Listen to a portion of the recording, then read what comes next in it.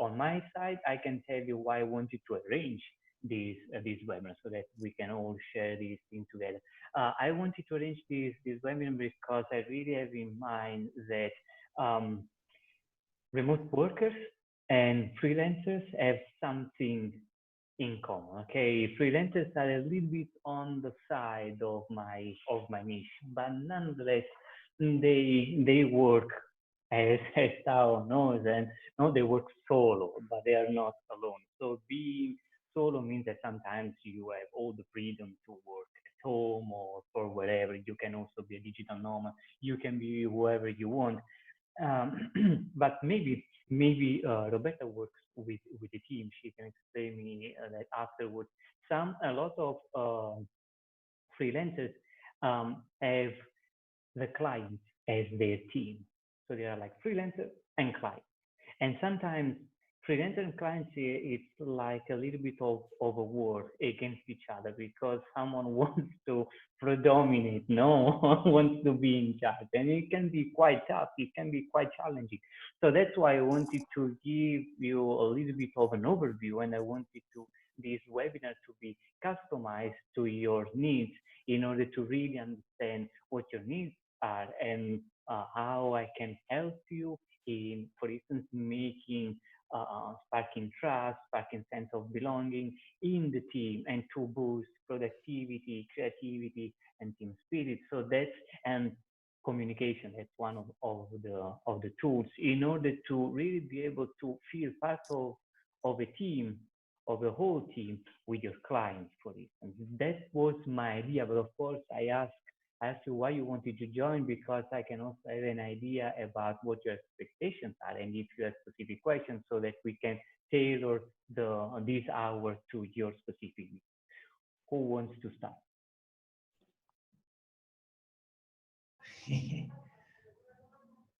Okay, go to bed.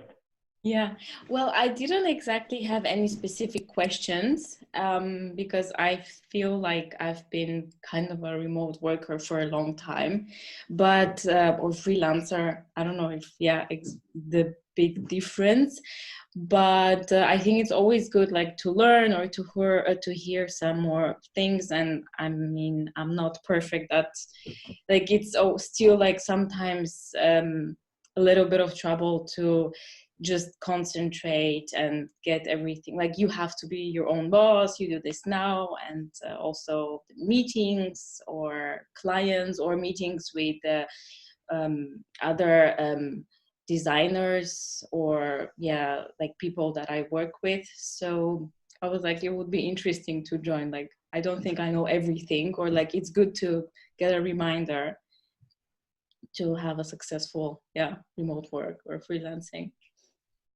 Okay, thanks a lot. Thanks a lot. I'm going to reply to you afterwards. Lucas?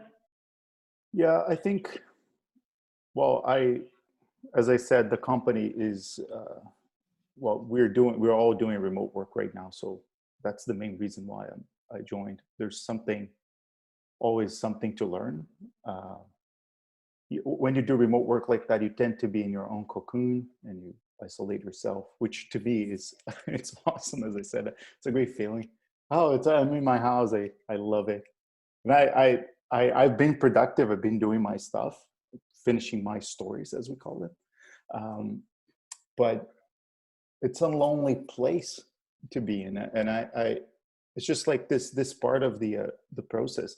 And I'm transitioning, hopefully soon, to be a freelancer. So I'm going away from that corporate world, being an employee, to become an independent professional, right? So, and I'm testing a little bit. It's almost like that right now because of COVID-19. I'm testing it. I'm testing this world a little bit, how to be isolated, and I'm afraid I love it, and it's been great. My partner, she doesn't like it much. She likes to be in the company. I'm like, no, it's great to wake up, just put some quick clothing and just get to work or not. I can stop whenever, this sort of thing. So my experience is really to learn more about it, what do you, I mean, yeah, like Roberta said, is that there's always something new to learn about, something you know already. So Okay, thanks a lot. Tao, do you want to Yeah, explain? I think I am here for various reasons. First, because it is the first time that somebody makes a masterclass webinar within my own community. So I want to see how the experience goes because I've been thinking to implement this on a regular basis where somebody from the community or somebody from outside the community can come in and give a masterclass on a topic that they're really good at. Whether it has a relation or not with freelancing, maybe it could be a scientist talking about, I don't know, whatever. Like, I think it's enriching in itself. So I want to see a little bit how it is. Then, of course, I would like to give feedback to Alessandro to help him improve. And that's the second one. And the third one is that I've been working remotely my whole life. I think I worked 6 months with a contract once, and that's pretty much it. And I think I know a lot, but the worst space for me to be in, it's just that when I think that I know a lot, because that's when I fuck it up. So I'm here to kind of see exactly and measure exactly what do I really know and what am I missing? Because I'm sure that there's something that I might be missing. Oh, yeah. There is a lot. No, I'm kidding. So I'm going to proceed in order, try not to forget everything. If I forget something, please raise your hand and just kick in the usual stuff. So starting with Roberta, you said something like, I don't know whether remote work and freelancer are more or less the same. Actually, there is a difference, and there is also a huge difference.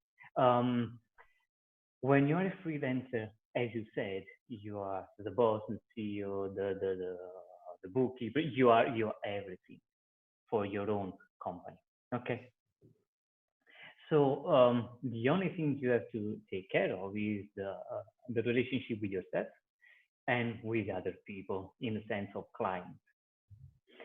When you are a remote worker, usually we tend to refer to people who work in a company, like what Lucas is doing right now, work in a company but remotely. So this means there is a boss, there is a manager, there is someone responsible for the project. Maybe that responsible person is you, but you work in a team, and then you work for the client. Okay, so there is not really a direct communication between you and the client, but there is one step in between, the team. So this is the first thing. Now you are still on the main screen. You got to change it yourself. If you go to speaker view on the top right corner, you can change it to the. Okay.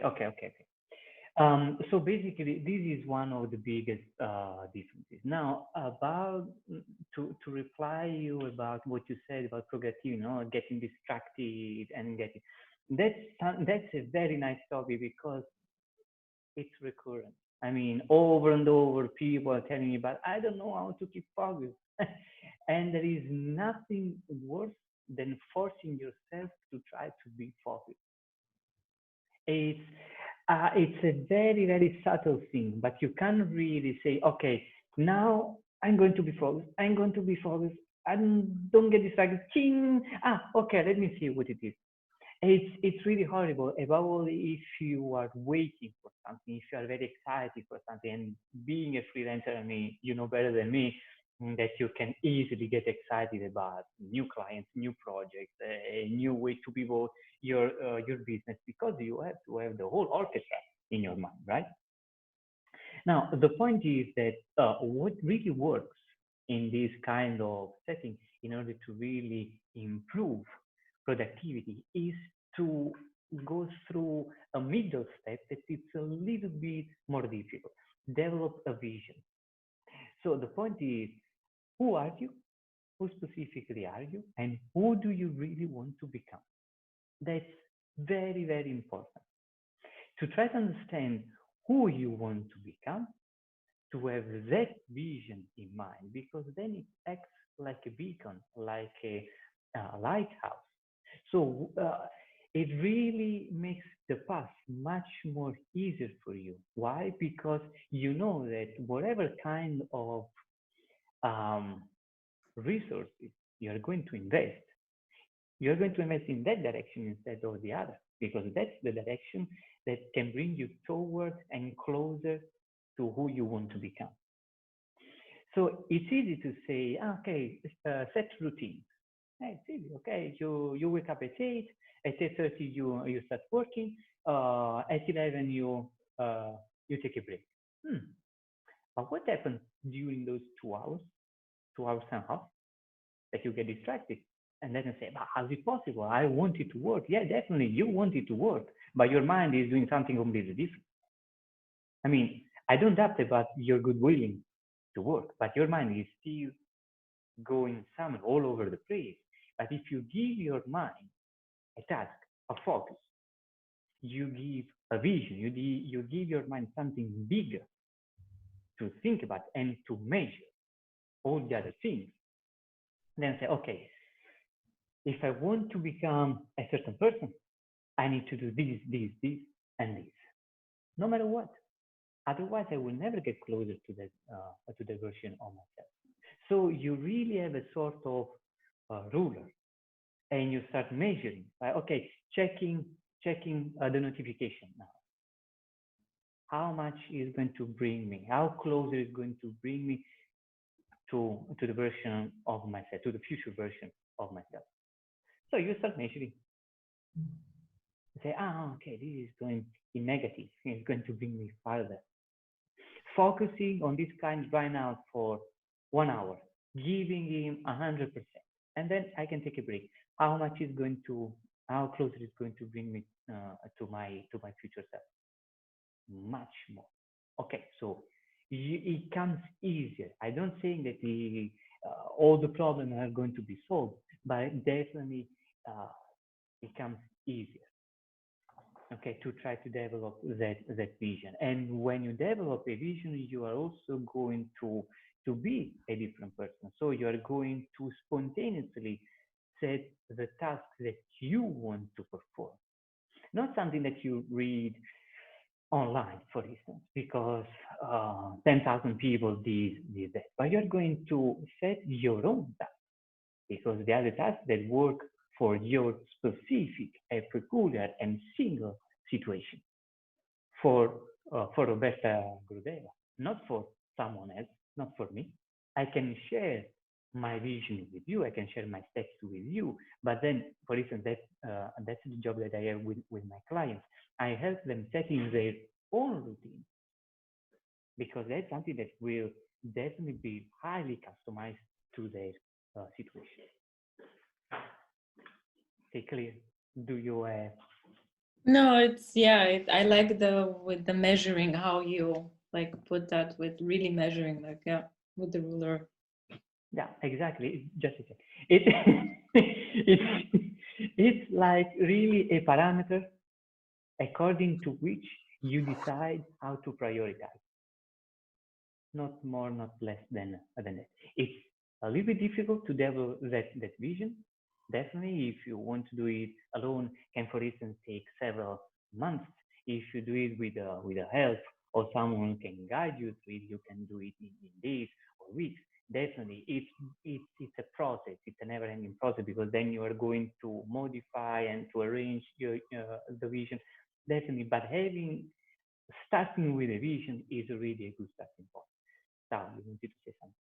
So I want to make sure that I got it right. So what you're saying is that if I have a clear idea on what direction do I want to move on in life, right? Or who do I want to become in life, then every single time that my head is seducing me to do something stupid, I can stop and choose, like, who do I want to become? Do I want to be a better skater? That's something that I tell to myself. I love skating and I can go skating every day, right? And sometimes, like, okay, do I want to have a better company or do I want to be a better skater? And it's like, I got to choose, because if I go skating, I will become a better skater. But if I stay here working, I will have a better company. Is it something like, is it like that? It's exactly that.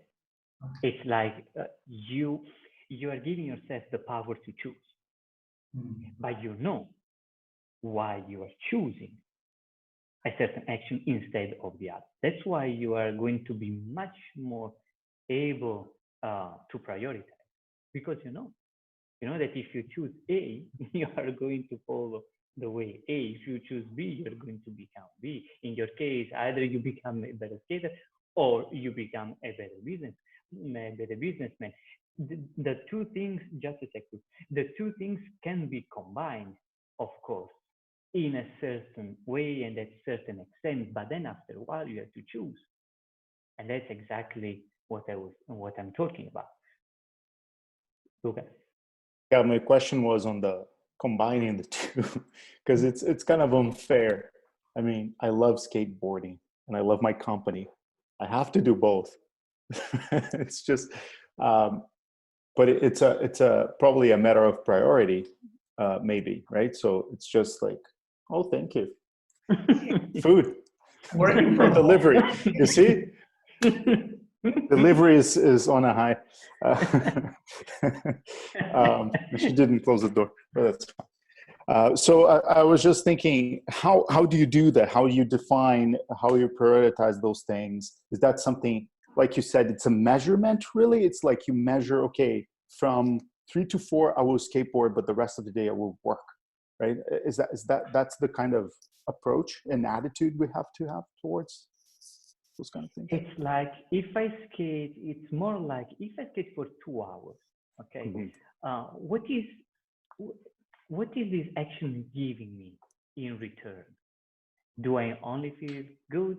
Do I really have a different agenda? Do I want to become the top skater in the world? Or do I want to eat just for fun? Can I renounce being the top skater in the world in order to just skating for fun? For instance, then it's a matter of choice. A matter of choice, what I'm saying is not about single action, about the vision. You have to choose. Either you want to be the top skater or you want to be the best businessman in the world. But being the best in such big, so different fields clash with. I mean, these two visions are clashing with each other, because in order to be so skilled in one single field, you have to train a lot. You have to really work a lot on it. You can't just become the top skater of the world if you just train half an hour for fun, right? I think that we all agree about that. You really have to devote some time. You have to commit to that. So that's what I'm saying. Either you choose that or you choose the other one. It's about visions. Of course, you can't really work 24 hours a day. No, you also need to rest. You need your hobbies. You need your interests, of course. But at the end of the day, in order to be able to focus during your working hours, you need to know that you are focusing and you're committing to that work because you want to achieve something bigger than just the working task that you are doing that specific day. See what I'm saying? Mm-hmm. Tao, you wanted to say something? Yeah, I was thinking that maybe a good approach, I'm trying to find tricks for me, would be to ask myself, what's going to be the return of the investment if I do this? Like, what do I get back if I'm checking Instagram for 1 hour? Do I get closer to whatever, or do I just like stop, or I go backwards? Like, what if I'm just like, if I'm reading the New York Times, what do I get back? Do I get joy? If it's, that's okay. Then, like if I'm just like feeling out time, maybe I should do something else. Exactly. Thanks a lot, Tao. And this is also very, very interesting because we are going to experience a lot of resistance. A lot. Like our mind will always try to wander away. No, and then it's a very, very nice exercise to say, okay, why am I thinking what am I thinking right now? I mean, what's happening? it's nice to pause a bit and to say, okay, what's going on? To try to really understand what that, where that resistance comes from. Because it's like you want to skate. Now I'm using this. You really installed this skater example. Now or mine. I want to skate, but I still have a broken leg. So okay, you can patch it, you can try to fix it in a way, but if it's not healed, you're always going to feel pain, and you are never going to dare doing some fancy figures because the pain is still there. Your leg is still broken.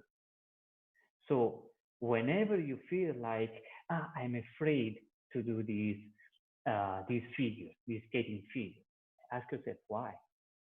Wait a sec, what's going on here? Why am I experiencing that resistance? In order to go closer and closer to the fact that maybe I was rushing too much. I first need a break. I need my leg to heal, and then I can go back to skating. It's painful, but it's for a greater good in order to allow you to really be a better skater in the future. Otherwise, you're always going to skate with a broken leg. And what kind of advantage is going to bring? So that's in order to wrap this topic up, and then we can move forward with other questions. Developing a vision is really developing that kind of lighthouse that is always calling you. But no, this way, not that way, this way. And you are going to always choose, at least during working hours, what you want to do and say, okay, now I get back my power to choose. I'm in charge, and I know that if I check Facebook and Instagram, I'm going to go farther. I'm going to get farther from my vision. If I decide to work and I decide that I want to get there, I want to achieve that vision, it comes a little bit more natural, even with the resistances, to do what you really want to do. Does it make sense to you, guys? It's a question for all of you. So it could be something as simple as having more quality time to spend with my daughter. That could be the vision, for example, like I wanna have more quality time with her and be focused. Exactly. When I want to check Exactly. Instagram, it's like, hey, what do I want? Do I want to have Exactly. time or do Exactly. That's an excellent example. Thanks a lot. Go, Luca. Yeah, I think in Denmark there is this book called The Danish Way of Parenting, and it's quite nice. I don't know the pronunciation of the word, but it's hygge, the name of what they call this quality time, and it's forbidden to have your phone nowadays. Is to have your phone or any electronics to a 3 hour in a day whenever you come back to work. Is family time, is hygge time, and you just play games with each other. Uh, it's an interesting way to get those rules in place. It's very interesting. You leave your phone away from you, and it's something I've been doing with everybody who's trying. Okay, don't get your phone in the morning. Don't check it. Just come down. Let's prep the breakfast and stay with Olivia, and that's it. And then in the evening, the same thing. Well, we're gonna have dinner. We're gonna prep dinner together. That's it. So we have a lot of quality time before and after. And during as well. Now it's during because of the remote situation. But yeah, this is I think it's on the same vein. Definitely. Unfortunately, working is a little bit more challenging than just spending quality time. So those kind of rules are very fine, but they don't solve the whole problem. Yeah. Why? Because when you are having social interactions, I mean, we are programmed to have social interactions. So we say, okay, if I don't have social interaction by my phone, I have social interaction with other people. So in a way, you compensate. But when you are working, you have to, above all, if you are a freelancer, you have to really push yourself to work probably. And your mind can always wander and can get distracted all the time because working is a little bit challenging.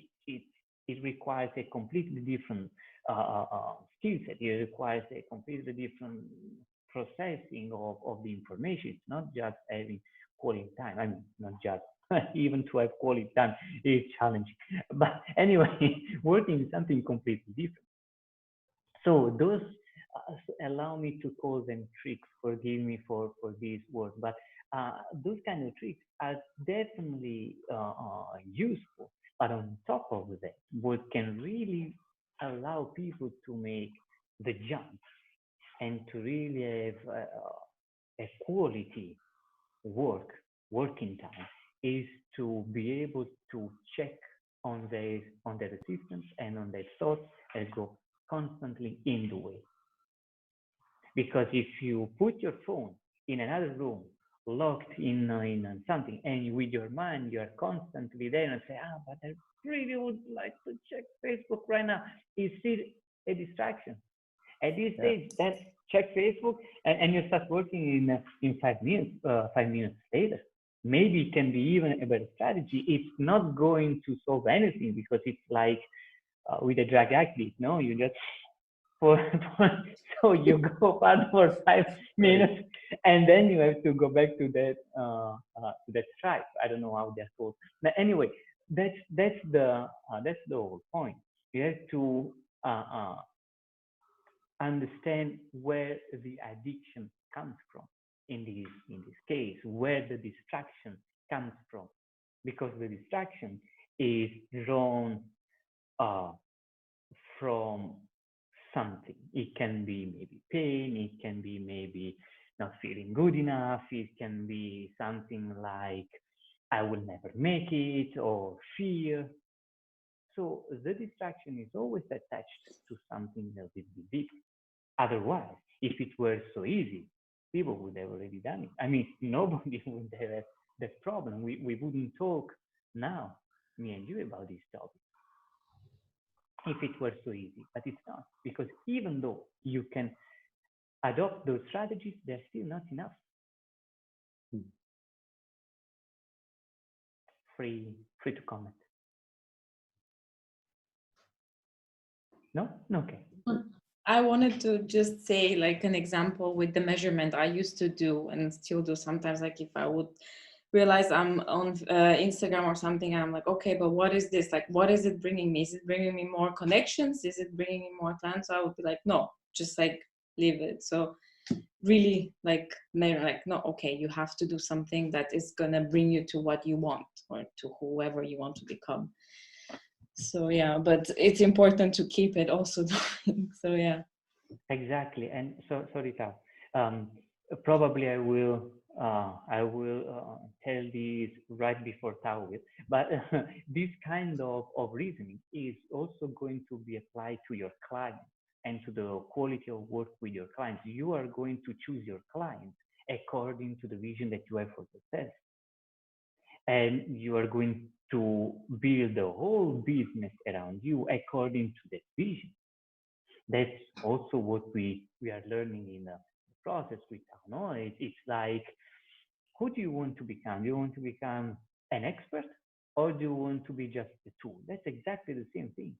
You're going to develop that vision for yourself. You want to become an expert, start acting like an expert, start pretending people to treat you like an expert, respecting the other people, but still setting boundaries, setting clear boundaries. And that's also something difficult to do. And that's also another source of distraction. If you have a client who sends you an email and maybe something that you perceive to be as an arrogant email, you start feeling like, oh, damn, I would like to smash his face.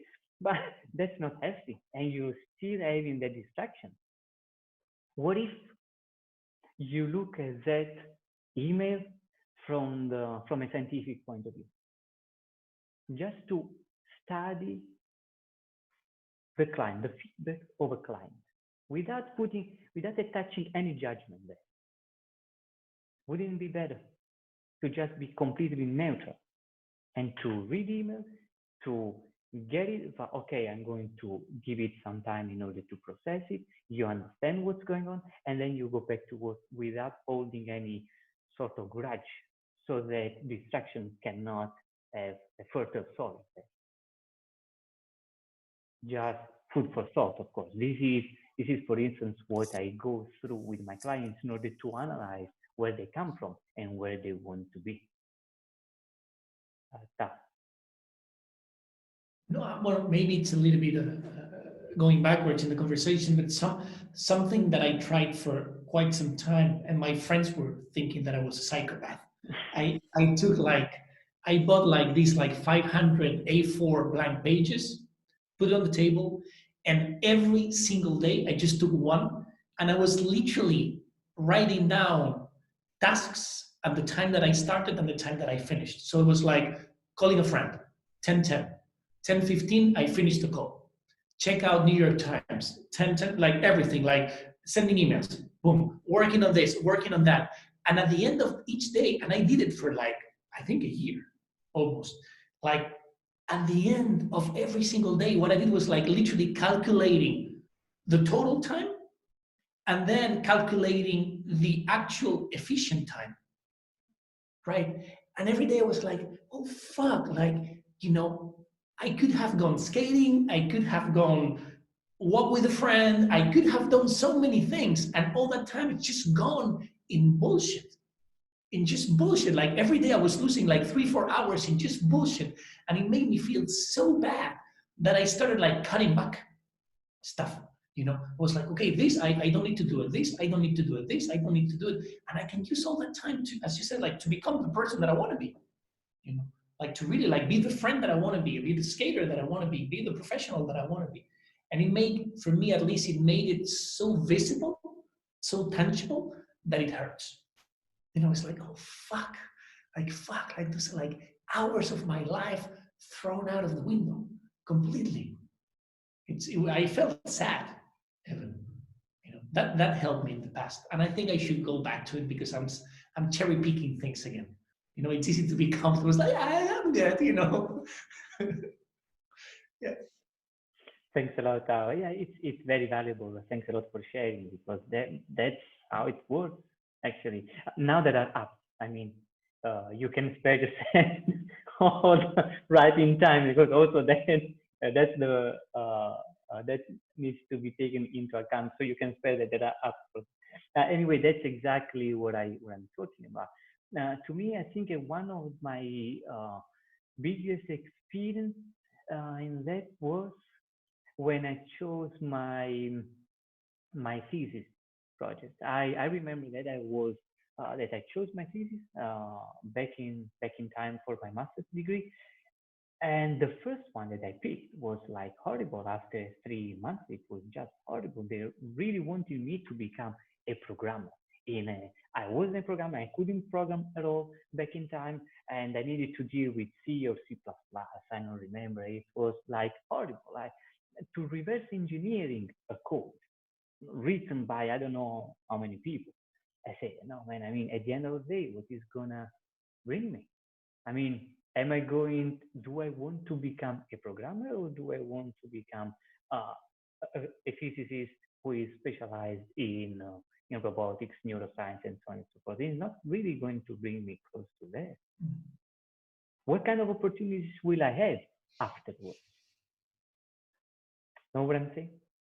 And that's exactly the same thing. So after that, I said, you know what?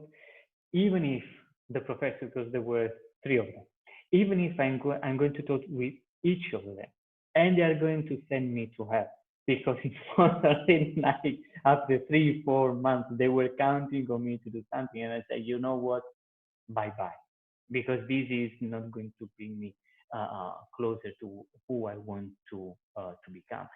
And this helps me. This whole reasoning, developing a vision, helps me in being a better version of myself in life in general.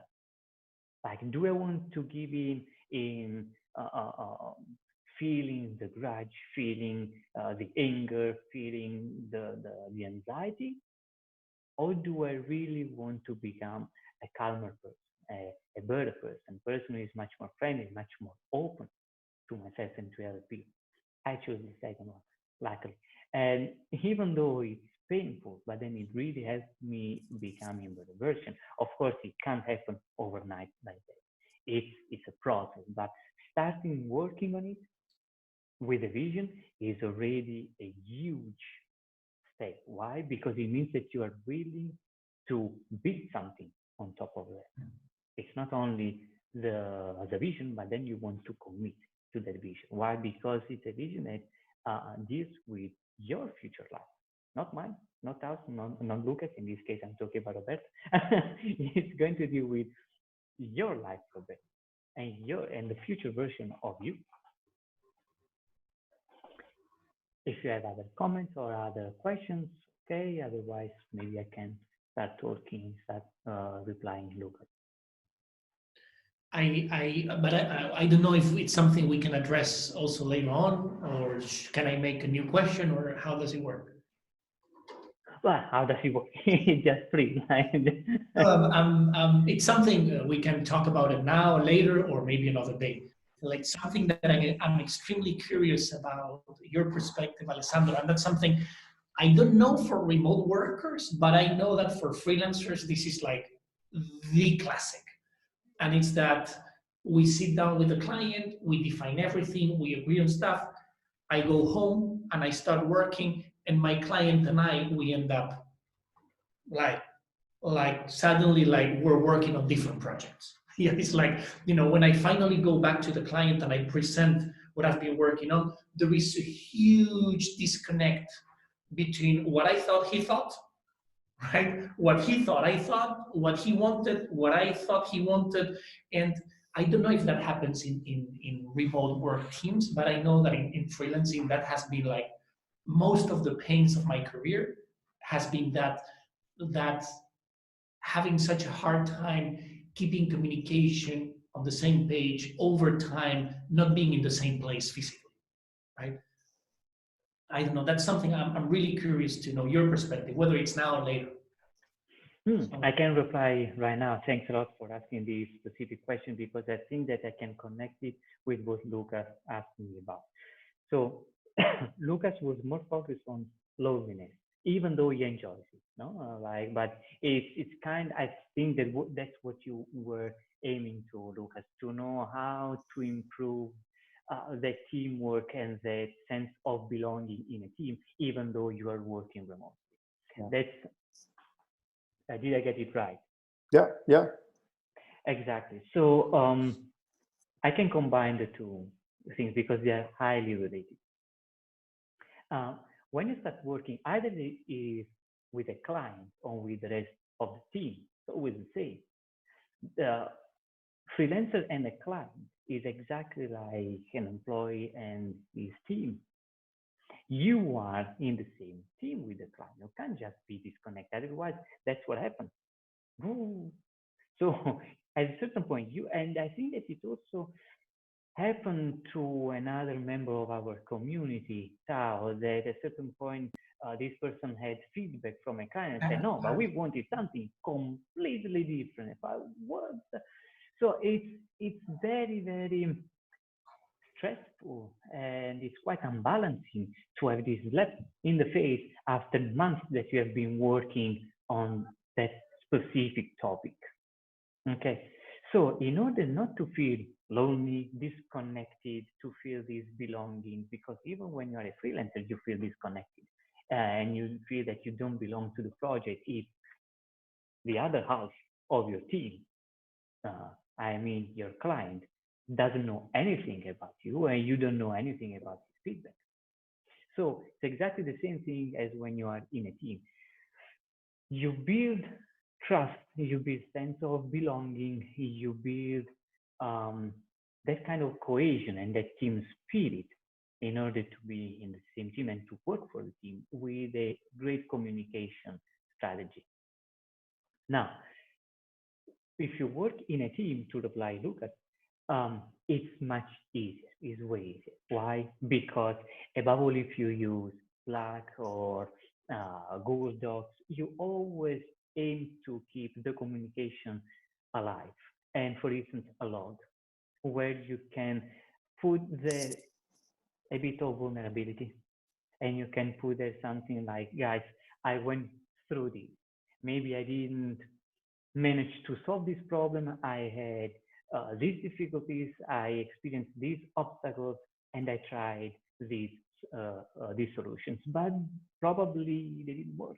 Either they didn't work, either it was complete failure, or it was a great success. You let the other people be part of your working day, so that even if there are people working several time zones, they can always be on top of what you left. And another strategy can be to also arrange coffee breaks online, to also have this kind of conversations, just half an hour, for instance, where you have a break, you have lunch together, and you enjoy being together. You get to know each other. It's a little bit better. It's actually much better if you do something like that. You can also arrange activities online. They're very fun to do. But talking about specific, working specifically, communication is much, much better. Giving feedback. Every time you end your working day, say, okay, guys, I did this, and this, in this way, and in this other way. I don't know your case specifically. Maybe Lucas, afterwards you can give me some more details so that I can reply to you specifically. But that's one of the biggest points: to be able to communicate, to be able to be proactive in communicating, to not feel shy and say, okay, but maybe if I say this, if I say that I wasn't able to solve these problems, they are going to judge me, or there are going to be consequences. Actually, no, because people are going to see that you didn't solve the problem. So it's there. That fact is there. If you openly state it and say, guys, I didn't manage that, you are allowing the rest of the team to help you. So to feel part of a team, to be a team. And in order to reply, so to move from team to client freelancers, that's exactly the same thing. Asking for feedback doesn't mean to give power to the client to decide what work we want to do. That should be clear. You ask for feedback, that means that the client is going to tell you, you have to do this, this, and this in this way. No, asking for feedback is refining your service, is a means to refine your solution, because it might be that the client, not being the expert, not being truly an expert, is going to give you feedback with a fresh eye. And is probably going to say something you were not thinking about because you are too focused on the solutions from your perspective. And the client is going to kick in, telling you something completely different, and say, then that's indeed very interesting. But in order to do that, you have to be, again, open to be vulnerable. Mm-hmm. And that's the scary part, and that's the tough part. That's the very hard part to do, to be open for vulnerability. To say, I asked you for feedback, but I'm going to observe the feedback without judging. That's a great communication strategy. That's a great communication strategy. In a team, fortunately, the whole team needs to be able to do that. The client freelancer, even the client needs to be able to accept a feedback without judging. Maybe it's a little bit more difficult, and it requires, from the freelancer point of view, a little bit more work to do on his side, and to say, okay, then let me be zen on those kind of things. But it's definitely worth it. Why? Because whatever kind of feedback you are going to have, you don't take it personally. You don't take it as it was like against me, Alessandro. No, okay, during the webinar, you did this, and that I really didn't like. Okay, fine. Can you please tell me a little bit more about that? Why didn't you like it? What was that you didn't like? And then you see whether it's something that the clients need to deal with, and it's something private, for instance, or it's something really valuable, it's a really valuable feedback in order to improve our service. That's my my reply. So you wanted to say something, and then I jumped to Lucas if he wants to give me a little bit more details about his situation. So what you're saying is that whether it's in a team, in a company, or freelancing with a client, not having that vulnerability to show what we're doing, to ask for help, to ask for feedback, it destroys the team and we are left alone, right? It destroyed the trust. It destroyed trust completely. I worked with freelancers and they never asked for feedback. I said, guys, if you asked me for feedback 2 weeks ago, I would have already told you what my idea was. Right, so they're stealing your ability to be part of the process. Exactly. I was left alone. I was completely cut off from their team. I didn't want to tell them what to do. But of course, as a client, I had a precise idea. If I recognize as a client that a freelancer probably didn't really get the whole idea, let me explain it even more. Don't just cut off and pretend that you know everything, to pretend that you know the solution where I want to get or that I want to have. You can be the expert in giving that solution, but can I first explain as a client the whole problem completely? Give me that opportunity. But if you block that vehicle, that communication channel, there is no way that you can grow as a freelancer and that you can grow as a team player. Lucas. Wait a second. First, Lucas. It's okay. Yeah, sorry. Yeah, so I because right now I have that, right? So I have a system in place where we share stuff every day. It's almost like, it's called, I don't know if you guys have the same lingo, but it's called stand-ups. And we go 15 minutes, we get into the team and we talk about what we've been doing, the frustrations, if we're blocked or not. So it's a little bit of vulnerability, but more towards the work that you're doing. There are also, like, every 2 weeks we have retrospectives. That's more emotional session and we share. So in the company setting, I have that as part of the system, which is great. So I don't feel lonely right now, even though I'm remote. I have the team.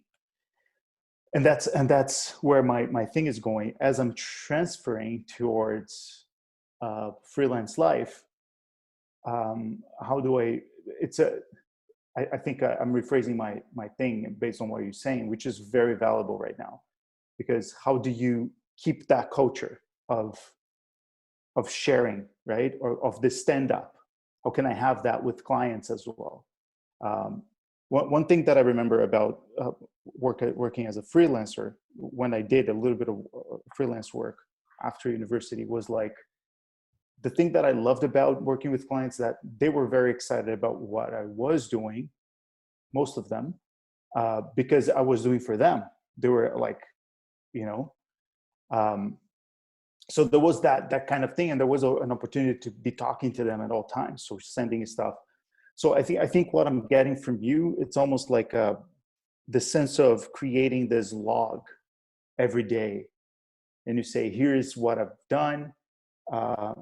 Please give me feedback. Here's how I advanced in the project today.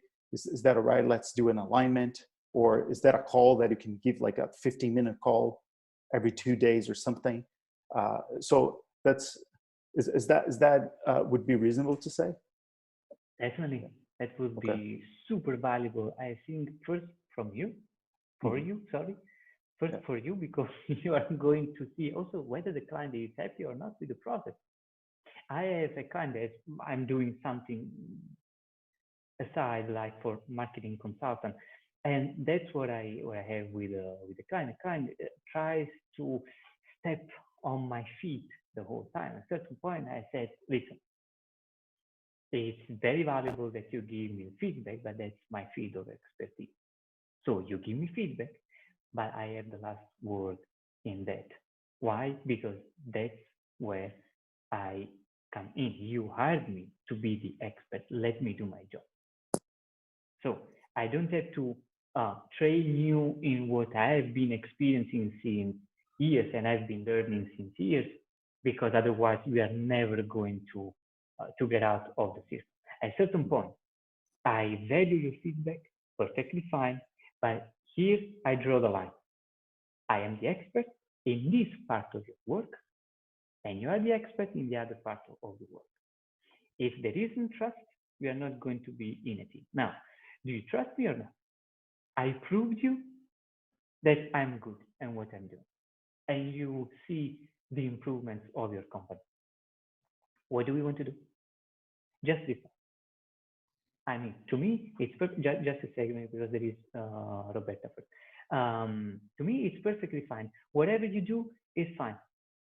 But you have to know that I want to work in a team. So decide. That's what I'm saying.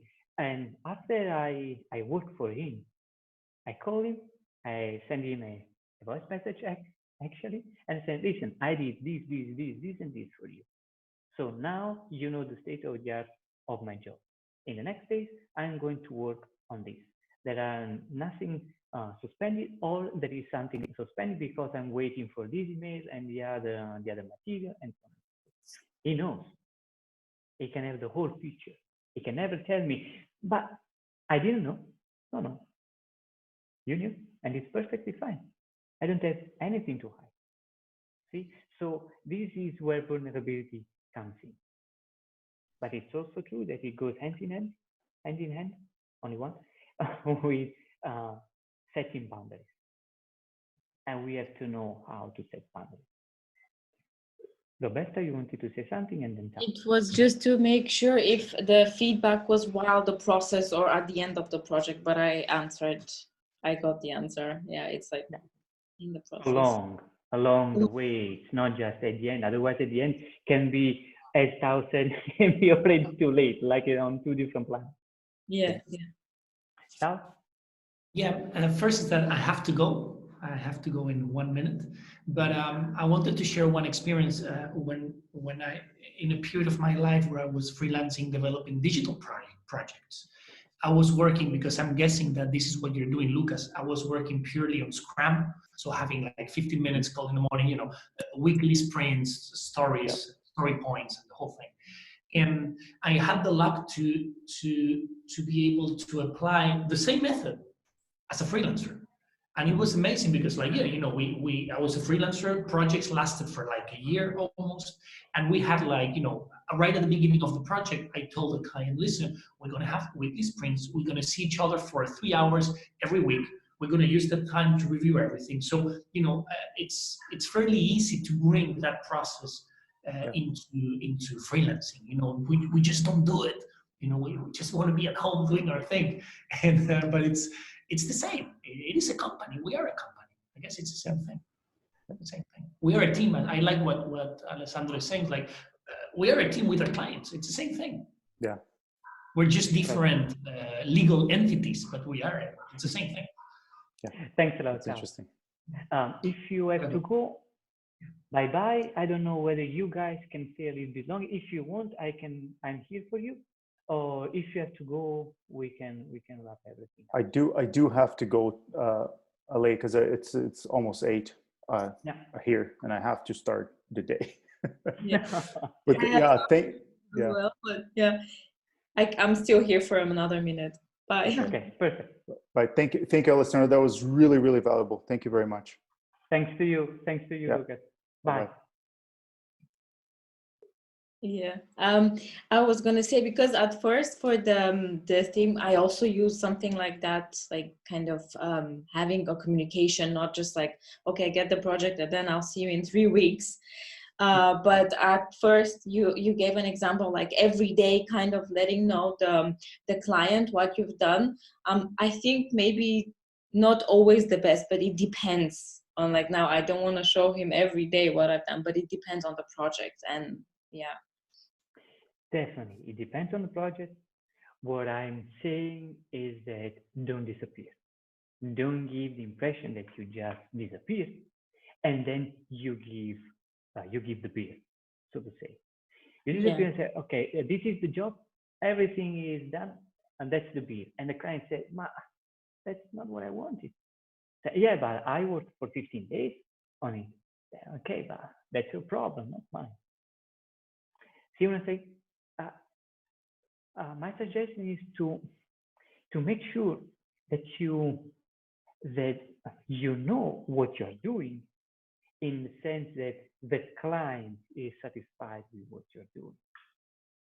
I know that you know what you're doing, but at the end of the day, the client needs to approve it.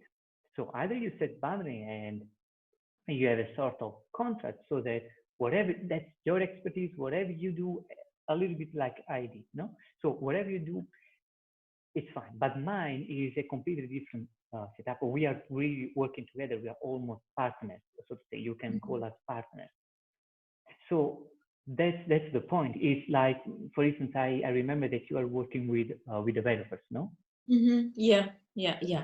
It's a little bit like the situation that you have with your developers. Like, you are working in a team, you are like partners. With a client, okay, it can be different, totally fine, but still, don't get disconnected. Don't disappear, because the client is the one who is going to feel cut off, not you, because you are actively working on the project. But he is going to say, then I'm completely blind about it. What's going on? Why do I always have to contact Roberta? I'm just saying, I don't know whether Yeah. No, it's a good way to think, because you think about them and how they might be feeling. It's I know. horrible. Yeah. It's horrible to tell a person, Roberta, can you do this for me? I hired you in order to do this for me. I said, no, no problem. I'm going to do that. And then you disappear. Say, okay, but where is she? That's something that I need, and something that at the end of the day is going to be mine. She's going to do her job, and she's going to move on. But that's my thing. So we also have to understand that that's their company. For instance, as a freelancers, no, we are working for them. We do a project or whatever, and then we move on. But they're going to stay with that company. So it's something much more deeply rooted within that. That's my company. I would like to steer the direction of my company. I hire you to do something. Don't put a blind on my eyes. I would like to be in touch with you, but this needs to come from the freelancer, not from the client. Whenever the client is going to send you an email to ask, oh, Roberta, where the hell are you? It's too late. The trust is already broken. The trust is already broken. Okay. I had experiences with other freelancers that I hired for a project that I had, and it's horrible. Above all, if you promise something, keep the promise. If you tell your client, I'm going to get back to you at the end of the day, do it. No matter what, do it. It doesn't, but that's where vulnerability comes in. You don't have to tell the client everything is going fine, I did it. No, it's like, listen, I had these and these problems. That's why I'm getting back to you, because I promised you that. Boom, trust. But that's the whole situation. That's the state of art of the project. Perfect. You can't just say, I'm going to get back to you this evening, for instance, and you disappear. And in 2 days, the client needs to send you another email to ask where the hell you are. Doesn't work like that. Yeah, that's no. I also try to, at the beginning, when I kind of put a time, how much it will take, I try to also say, like, in how much time we will talk or meet. I think that kind of helps. But really helps to think, because I know I'm doing the job maybe all the day, but like, they don't know, they think that I'm dancing around. So like, it's good to see it in that perspective. That they also feel. Definitely. They don't know what you're doing. Above all, they don't know the kind of problems you went through and how you're solving them. Because it might be, at least I come from an IT and developing and programming environment. It's very tough if there is something that you have never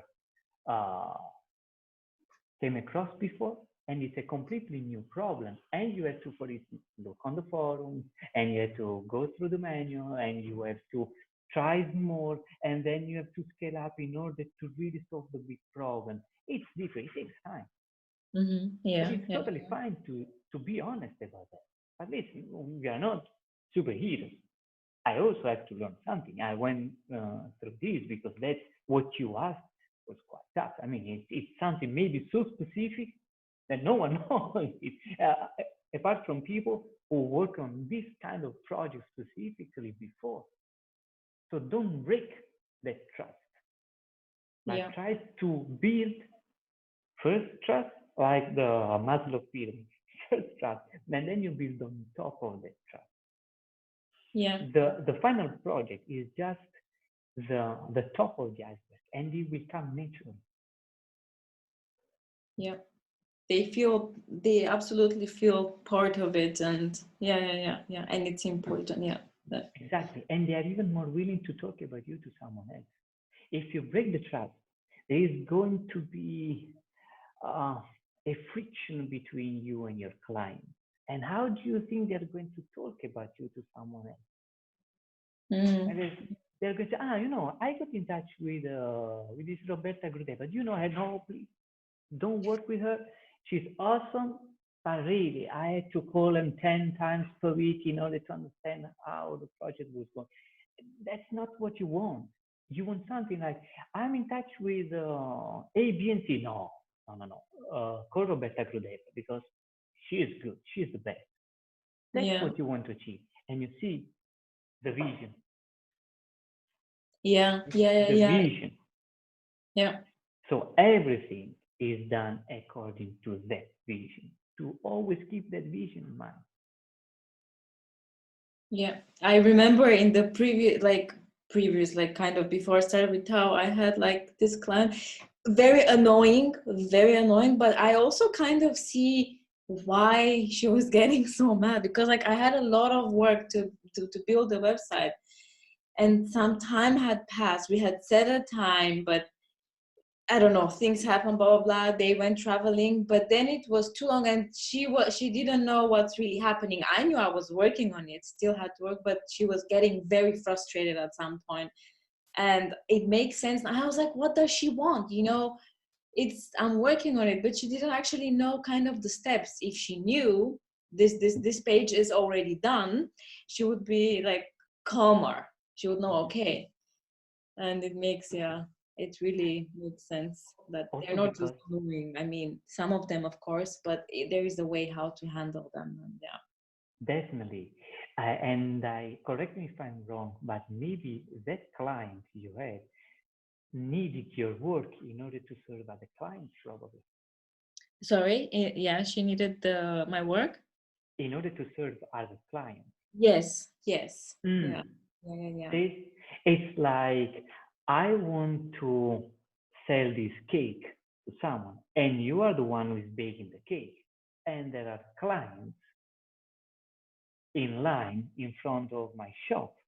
I need that cake. Where the hell is Roberta with that cake? People can get crazy because you are not only tapping into their own insecurities here, you're tapping into the insecurities of the whole company. Yeah. See what's at stake. Sometimes the clients are also like out so it's also difficult to get from them, but I think you have to do your part right. And there I kind of led along while she wasn't doing right. I led along as well, and great. Definitely. If I can tell you one last thing. Yes. With clients who are all over the place and don't give feedback, then that's not your responsibility. Then you draw the line. But then you have to draw the line immediately. Like, listen, if you don't give me feedback, I can't go further. I don't know what else I have to do. So either I continue to work with your project and you are clear about what you want and you're punctual in your feedback, or I'm going to put your project in a queue. So you're going to be the third one or the fourth one. I'm going to give priority to other projects. it's up to you. Yeah. Setting the boundaries. It's super Yeah, important. very important. Yeah, To very. do that is a process. It's not something like that, and you can't really read it on a website. Yeah, it is a process. Yeah, and doing it more often and actually putting it in action. Yeah, like some people come like, yeah, I want this and like by the end of April, sure, I still don't have any of the things that I have to first look so I can give him an idea of price and stuff. So, and then they come like, oh, but I expect you by the end of I have some new things now. I am trying hard. Like I used to get very frustrated and get angry at them or like, they call me. But now, like, as you said with the email, read the email, take some time, then answer it calmly and also prioritize it because some of them want to just be always first, even though they've disappeared, and then they come now and no, it has to be my project. But there is a priority. Yeah, whoever has been first there has paid and is in the whole game. Yeah, that's the point about being in a team. You're not in your client's team, and the client is not in your team. You are part of something unique that is bigger than you with your own team and he with his own team. Know what I'm saying? It's not like you get on board on his team or he gets on board on your team. yeah. Together, you are making something new. So if you learn how to be a team player, he needs to learn too. Otherwise, he's going to be in your way. So Yeah. if he understands how to be a team player, perfect, you are going to do an amazing job. But if he doesn't understand how to be a team player, you're giving the opportunity. And then after a while, say, listen, do you want to be in my team or not? Do you want to be, no, sorry. Do we want to be in the same team? Mm-hmm. Yes, okay, perfectly fine. Then let's do this, and this. Do we want to be in the same team? No, but here I am the one who decides. Bye. Don't have to be afraid to say bye. Because if you say bye to someone who is constantly in your way, you are going to have much more energy to build a healthy relationship with clients who are worth being in a team with you. Yeah, absolutely agree. Yeah, maybe less, but better than messiness. Yeah. Better, more satisfied, fans, they are going to be your fans. They are going to cheer up for you. And they are going to make a lot of advertisement for you for free. They're going to talk about you with their network. It will come spontaneously. But if you have so-and-so clients and bad clients, you're never going to take off because who is going to talk about you? Yeah, about you with someone else. Oh, and no nice words can come when they are talking about Roberto. Yeah. Because their experience wasn't great. Why? Because you didn't let go of the clients who were in your way, and they were also undermining your relationship with potential great clients. Does it make sense to you? Yeah, absolutely. Yeah, absolutely. Awesome. Yeah. Awesome. I am in the process, but it's really good to like as Tao says, it's when you think you know everything, that's not very good. It's always good to remember and Exactly. Yeah. Thank you very much. I will have to go on with my daily plan. Yeah. Thanks a lot. And I'll see you later. Great. Thanks. Excellent. Thanks a lot for joining. Thanks. Bye. Bye, Robert.